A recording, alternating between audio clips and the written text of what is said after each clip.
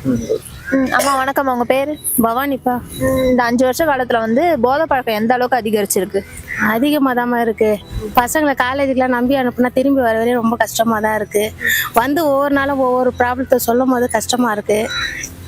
வீட்டில் இருக்கவங்களாம் பெரியவங்களே அந்த மாதிரி கெட்ட பழக்கத்தில் இருந்தால் அதை பார்த்து பார்த்து பசங்க தான் கெட்டு போவாங்க.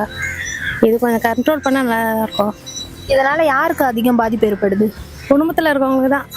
வீட்டில் வந்து தேவையில்லாத ப்ராப்ளம் தான் வருது. அதனால எந்த இதனாலும் பார்த்தாலும் சிகரெட்லேருந்து எல்லாமே அதிகமாக தான் இருக்குது. அதால் அவங்க உடம்பும் கெட்டு போகுது. அதால் வீட்டில் இருக்கவங்க சூழ்நிலையும் இதுவாக தான் ஆகுது. என்னென்ன நடவடிக்கைலாம் எடுத்தா இதை கட்டுப்படுத்தலாம்? என்னென்ன நடவடிக்கைன்னு கேட்டால் அது கவர்மெண்ட் தானே இப்போ தெரியும். எல்லாமே அவங்க தான் கொஞ்சம் பார்த்து இது பண்ணணும்.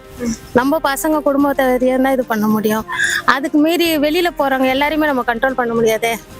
அது அவங்கவுங்க கையில் தான் இருக்குது. அவங்கவுங்க குடும்பத்தில் இருக்கவங்க இதுதான் இருக்குது. நன்றி.